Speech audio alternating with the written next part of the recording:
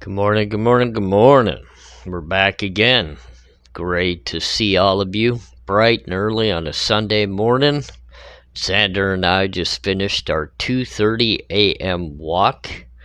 He decided it was time to make another Idaho 4 tragedy video talking about the Sheath. ARHayes, convict's thoughts.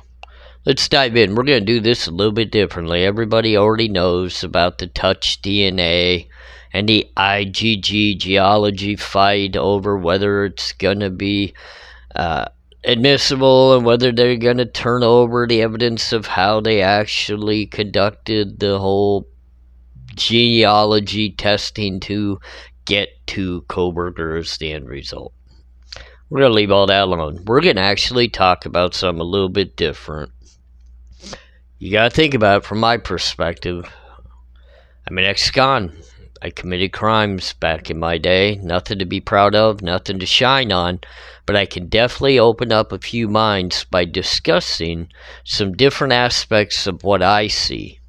Now, I've listened to other content creators speak in regards to numerous things. Let me tell you, one of my favorites, and he's growing quick, and I've really enjoyed watching him, is Unfiltered Lucky. I think he's doing a great job.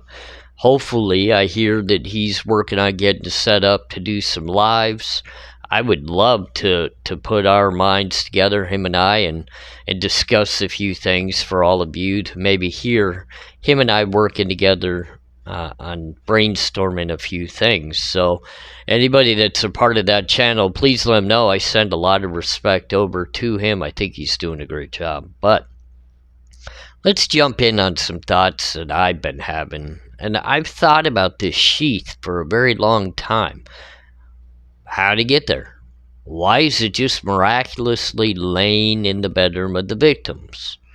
What in the hell would the perpetrator be thinking bringing it in with him, and then obviously it just ending up staying at the crime scene?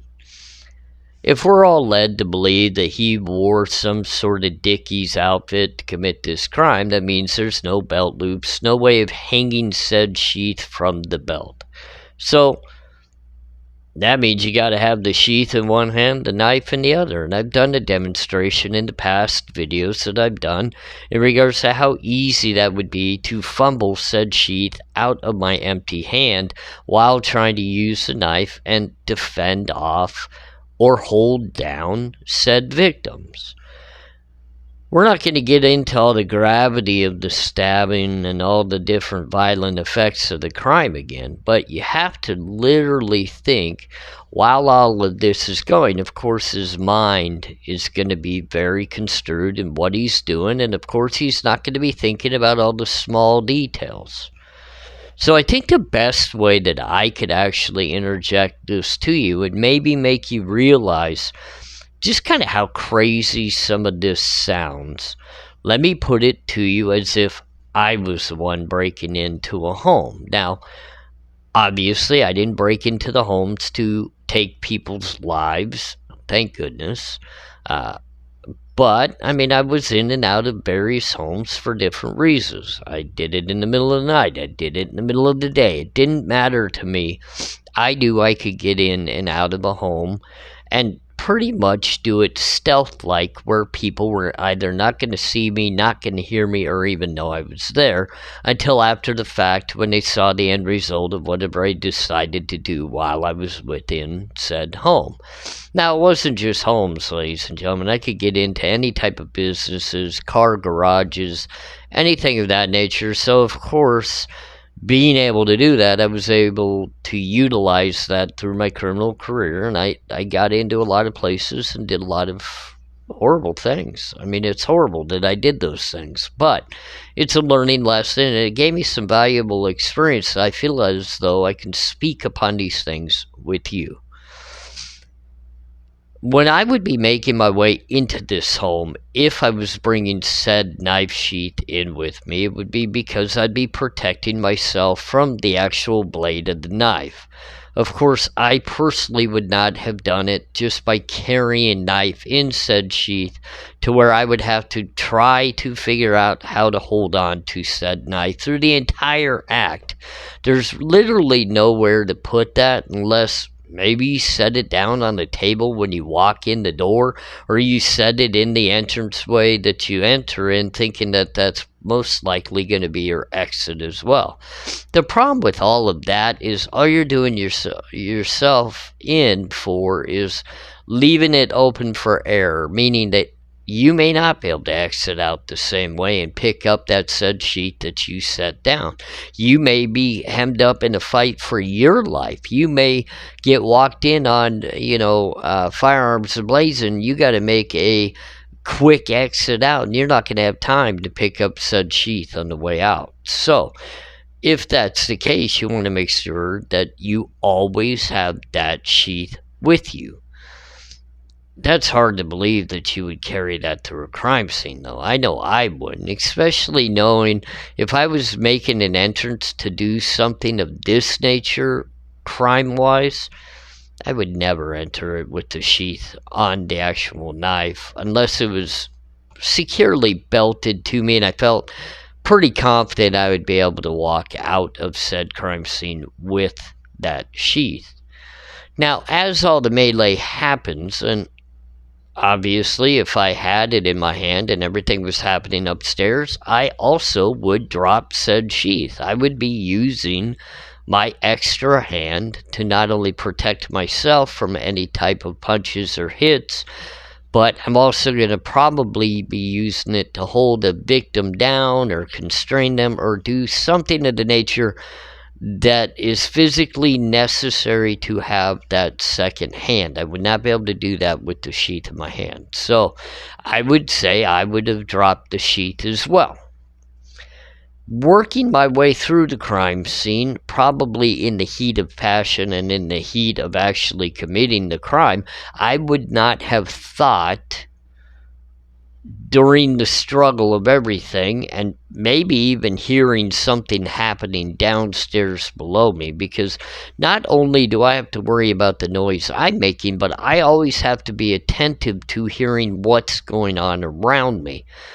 People could say you're in a fit of rage or you're in a blur of anger or whatever might be going on while you're committing this type of crime, but you still are knowledgeable of your surroundings. You are going to hear everything, even a pin dropping, because that's what's going to notify you that you have to get out of the crime scene. There's no chance me as a perpetrator, nor whoever committed this crime, was not paying attention to the environment and the noises being made. They heard it all. So, me, probably as the committer of this crime, would have heard some sort of commotion going on downstairs, whether it be movement to and from the kitchen, opening and closing of a refrigerator door, maybe the bathroom door opening and closing, toilet flushing, whatever it might be. It could even be the surviving roommate yelling up the stairs that someone needs to, be quiet. I mean, she used a different terminology in most people's, statements of what possibly happened. I myself, I would have heard anything and everything going down below me, even the footsteps on the wood flooring, because I would have been paying attention for that. Now, what would have concerned me about that is whatever I'm hearing below me is obviously going to create an issue for me to be able to leave said crime scene. So I have to be very careful coming back down those stairs to negate whatever issue that might be. Now, me personally, if my target was up in the upstairs bedroom, my first goal would be to escape the downstairs without being seen, heard, or known that I was there. I wouldn't be looking for more violence because I would have already accomplished my target with a +1 even, maybe upstairs. So I probably already overdone what I was expecting to do. And we're talking about if I'm a single perpetrator, ladies and gentlemen, just coming in for the purpose of a single victim or maybe even two. This is not based off of my multi-perp videos I did earlier that you can definitely find on the channel if you're interested. This is just basing it as if I am this defendant in the case and the suspect of this crime. Just me individually. So, making my way down the stairs, I don't know in the senses with that type of flooring if I would be doing so in a quick manner, because I know it would be obviously heard. But if I had already done what I have said in my past videos of clearing the floors below prior to going to top said floor, I would never have to worry about it. But by the time that my feet landed on that second floor, I mean, that's what's hard. Me, the minute I came down those stairs, if I'd accomplished my actual targets, would have made a direct left, right. I'm right into the exit to get out of the home. No matter how I gotta do it, whether I run out the exit, whether I walk out the exit, no matter what, there's my exit. I don't have to do anything else in the home if I've already accomplished my said goal and victim. I would just make the left turn and leave. So that tells me that if I'm coming down the stairs, something has caught my attention and alerted me there is somebody else present immediately in front of me that's going to be deemed a witness. Now, if they haven't seen me, like I said, I make the left turn, I go right out the door. Even if they are 10 feet away from me and barely catching me, I'm still going to make that left turn and make it out the door, because my ultimate goal is to escape and get away. However, if I felt the real necessary need, I'm going to proceed forward and I'm going to finalize my act with whatever I find in front of me, which unfortunately means more lost lives. Then I would be in the back of my mind thinking about my exit, and I probably at that point could be a little more relaxed, thinking that's 4 people. Hopefully I've handled everybody that could possibly stop me or any witnesses.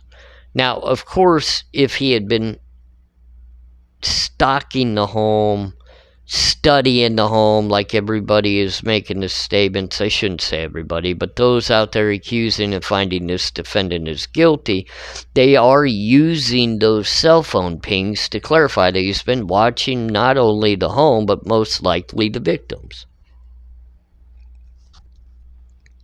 If that's the case, he's going to know that there's more people in the home. Which brings me to the question of, if he knows that and he's just handled 4, he might as well just go ahead and handle the 2 more. And I don't see how he didn't hear Dylan, the surviving roommate, at the very door that comes down from the stairs. And I mean, it's been clearly stated she opened the door numerous times, whether it be twice or however many times it is, it's more than once. And it's even been stated that she most likely made noise when she did so. I personally, in my opinion, believe that Dylan Mortensen actually came out of her room and bumped into the suspect on the way out of the home, and he just bypassed her and left the home, which makes no sense unless there's more to the story than that. As he left the home, and let's say myself, again, as I'm leaving the home in that scenario after taking 4 lives, I'm now exhausted and my mind is probably chaotic, and I'm mentally moving forward to get myself out of this crime scene in an escape manner, but I don't have to feel rushed because, like I said, I've handled 4 individuals, and if I'm not making a move knowledgeably knowing that there's more people in the home, I probably feel as though I've cleared the home. The home at this point is quiet because I've created that quietness through my actions, so I don't need to rush. as I'm leaving, and they find no evidence of the victims in the car. There's no blood evidence. There's no hair fiber evidence. There's no evidence supposedly tying him to this crime scene, which amazes me by the minute, because DNA coming and going from a crime scene is just so hard to not leave or take with you, because I mean, you're talking about small fibers of even the carpeting leaving with you that you can't see, that an FBI DNA profiler and all the the different evidence forensics labs, they can compare that, even the dirt off the floor found on you to the dirt on the floor found at the scene. So it's really hard to believe, but let's just say that's the case. Well, that means I would have had to have disrobed. I would have had to have securely put away the weapon to where the blood from the weapon would not be found anywhere, leaving a trace within my getaway vehicle. So I have to have some way that I dispose of all of this evidence, locking it either in my trunk or somewhere within my vehicle, or maybe he just left it somewhere around the crime scene that nobody has found as of yet. But we've had to have gotten rid of said evidence so that we didn't track it with us wherever we went. My mindset at that point, as I'm looking at the weapon in my hand, getting rid of my evidence, I would look at that knife and know that I had the knife sheath with me. There would be only one place that knife sheath could be, and that would be somewhere within that crime scene. Now, if I feel like it's not that big of a deal, I can just disregard it and leave. However, I do know that that knife sheath is evidence against me, and there is possibly more evidence on said knife sheath than even what I'm expecting, meaning fibers from within my car. There could be fibers from my clothing. There could be hair follicles from bushy eyebrows. There could be anything and everything left on that sheath. I'm the type of person, I don't leave calling cards at any of my crime scenes, because I consider that to be ridiculously stupid, of leaving a tie to me at the crime. When I commit a crime, whether it be a thrill-seeking or for an actual purpose, I'm trying to get away with it. I'm not trying to go to prison. So I don't leave evidence behind like the Batman or the Joker in the Warner Brothers movies. I probably shouldn't have said that. I'm going to get a copyright issue, I'm sure. But, so I shouldn't have said that. Oh, here we go. YouTube copyright issue. It's coming. But anyway, that's my thought process. You can't leave that behind. So now, when I recognize that it's gone, if I'm still at the crime scene, what do? I go back and I get it. I got to go find it. Now, I don't have to worry too much because the house is quiet. I've accomplished my goal. It's still very early in the morning. I mean, if I had the actual confidence I could come commit this crime at this time, I should have the confidence that 7 minutes after said start, if I needed to re-enter to grab said evidence, and I don't feel as though there's anybody still in the home and it's very quiet, I should be able to sneak back in to locate and find said evidence and take it with me. I mean, it makes sense. So the way I am, I would have known it was gone at the crime scene. Now, when you leave said crime scene, let's say you have not gone back in to retrieve said sheath, and you leave, you are thinking everything through your head as you're driving, at least I would be, and I would be doing a checklist of how did it all go, what did I do, why did I end up taking 3 more lives than I was expecting to do, and do I have all of my evidence issues covered, meaning, did I leave any there? Did I bring anything with me? What do I need to clear up at this point to stay safe and stay out of the limelight picture of being the suspect of this crime? What do I need to verify evidence-wise that I would need to clean up or handle? And I would still think about the sheath, because I walked out of the home with what would be the knife uncovered. You would know that. This is not an itty-bitty pocket knife you fold up and put in your pocket. This is a 7-inch blade, ladies and gentlemen, that in my body, and I was talking about the other day with my wife, if you take that actual knife and put it up next to my body, my width of my body is not even thick enough for that entire knife to go in and not come out the other side of me, meaning that knife is wider than I am. It's kind of crazy, I mean, to think about, but it is. And these young ladies probably were not much bigger than me. So I would know. And how this defendant would not know would blow my mind. So we drive away, we go dispose of our evidence. I mean, from what everybody's making it, he did it while he was on his route to getting back to his apartment. That's why he drove so far south. He probably dumped it somewhere.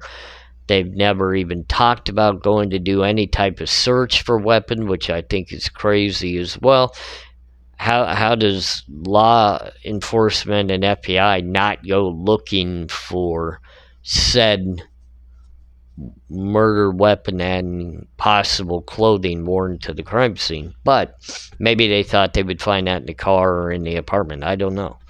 Or they just knew they would never find it, so they didn't even look. Great investigating skills. But so on my long drive home, I'm doing my checklist, I'm thinking about everything. I stop, I dispose of my said evidence. I would realize again at that point the knife is still sitting there with no sheath, and I would know I brought that knife in with the sheath, so I'd know there was a problem. Continue to drive to my apartment, park, go inside. A couple hours later, I'm sure I've been laying there thinking about it. Oh man, I gotta go back. I gotta get it. I've gotta do it. Yeah, at least see if I can. I know everybody in the home is most likely passed on. If I can get over there and get said sheath before anybody is really roused, because it was a long Saturday night and it's very early on a Sunday morning, if I can get back over there, I could possibly sneak back in the same way I did before, and then incognito sneak back out and just disappear from it all. I mean, we do know the law enforcement states that there's another cell phone ping at 9 a.m. approximately on Sunday morning at the vicinity of the home. Is that somebody returning to find said evidence? I know if it was me, it probably would be. I would cruise back to the crime scene, and if it's free and clear and quiet, I'm going to go back in and get said evidence. I'm going to find it. I got to take that risk, because if I don't go get it, I'm most likely going to get caught anyway. I'm going to get tied up somehow to this crime, and that would be the only possible link. If any DNA or anything was left at the scene of mine, that would probably be it. So I'm thinking about how it all transpired, and if I pulled up to the crime scene, the only thing that would stop me from going back in to find my whole purpose of coming back, left behind evidence, the knife sheath, would be that I visually see people in and around the house. The neighbors and things of that nature possibly wouldn't really affect me that much, because it's been what everybody claims a known party house, so a lot of people coming and going at all times. And if I had watched the home and stalked the home, I would probably know that as well. So I could just go right back in that same entrance I left out of, and people may just think that I'm coming and going from the night of partying, or I'm a friend to one of the residents of the house, or I mean, people probably are not going to pay that much attention at 9 a.m. to somebody walking into that home. I just don't see it. Unless there was already action at the home. If I pulled up to said home and saw the 2 surviving roommates moving around and the front door open and things happening around the home, I'm not going to feel as though I'm capable of getting back into that home to get the evidence unless I'm willing to possibly commit more bloody crime. But I've probably already dumped the murder weapon at that point. So I don't see that as a possibility because I'm not prepared for that type of action, which is odd to me as well. Because me personally, if I'm coming back for said evidence, I got to be prepared for whatever it might be in case I'm in the home and somebody walks in on me while I'm trying to locate said evidence. I have to be able to handle that. I mean, ladies and gentlemen, I would have already have committed 4 horrible crimes, 4 horrible murders. What's 1 or 2 more if I'm trying to get away and get away with my evidence? However, if I pull up and I right away realize I can't get in to get said evidence, well, then it's going to be a quick trip and I'm going to drive away, and I just got to hope to goodness gracious that that knife sheath doesn't tie back to me. So my question is, when the 9 o'clock, 9:12 trip that they're claiming, and we're only talking about if this is him as a suspect, and I'm putting myself into that place. If I pull up, and it's already chaotic of people moving in and out of the crime scene, people standing out front, people smoking cigarettes around the building, people are there, they're moving. That probably tells me the crime that I committed, the bodies have been found. I mean, I would be thrown off a little bit that no police were called, and I'd definitely be thrown off that no ambulances or emergency teams were there. So then I would be wondering, well, if you found the bodies, why is nobody here securing the crime scene? Because that's typically the first thing that happens. You know, people do call 911 to get people over to help secure crime scenes and maybe see if anybody's still alive or not.